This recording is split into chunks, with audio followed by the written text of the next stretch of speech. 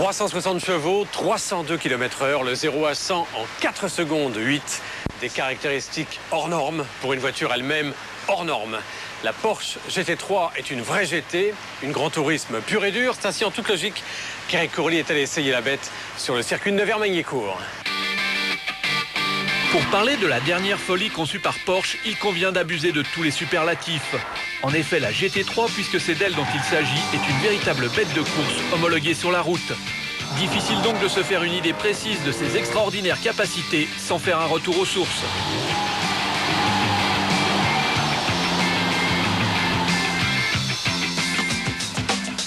Si la ligne générale reste très proche de celle d'une 911 d'origine, certains éléments de carrosserie sont très révélateurs du caractère ultra sportif de la GT3. À commencer par les imposants boucliers destinés à améliorer l'aérodynamique. Suivent l'aileron réglable hérité de la GT1 ou encore les jantes de 18 pouces avec les énormes Pirelli P0 de 285 à l'arrière. Le traitement intérieur est plus sobre. En effet, malgré des sièges baquets spectaculaires mais au confort très relatif et un pommeau de levier de vitesse en aluminium, l'habitacle ressemble trait pour trait à celui d'une Carrera ou d'une Boxster.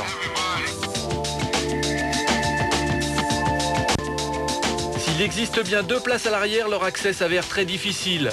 Difficile également l'accès au moteur équipé d'un ventilateur pour évacuer la chaleur dégagée par les 360 chevaux du 6 cylindres à plat de 3,6 litres.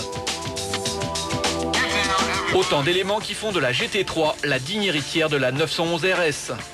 À voiture d'exception, pilote d'exception. C'est pourquoi nous avons laissé à Yannick Dalmas, le quadruple vainqueur des 24 heures du Mans, le soin de pousser ce missile sol-sol dans ses derniers retranchements.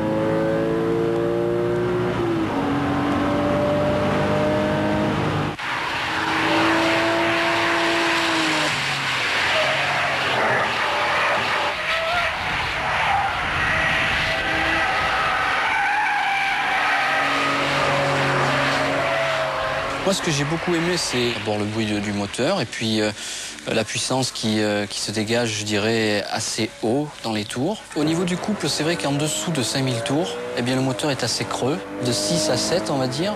Et bien là, on sent vraiment la puissance du moteur et on sent vraiment là la voiture, je dirais, de course. Alors l'ABS, je dirais que remplit bien son rôle dans les parties serrées, on va dire épingles, parce que ça contrôle le comportement de la voiture. Et je dirais que votre trajectoire, eh bien, si vous n'utilisez pas à ce moment-là l'ABS, eh bien, je dirais que vous la ratez un petit peu. Ce qui fait un peu défaut, c'est la boîte de vitesse, dommage, parce qu'au bout d'une douzaine de tours, eh bien, ça manque de précision et c'est dommage.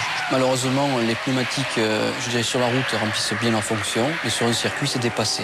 C'est dépassé parce que la performance du châssis et l'efficacité du châssis, eh bien, les pneus ne sont pas appropriés. Donc, on a beaucoup de mouvements parce que les pneus ne sont pas adaptés.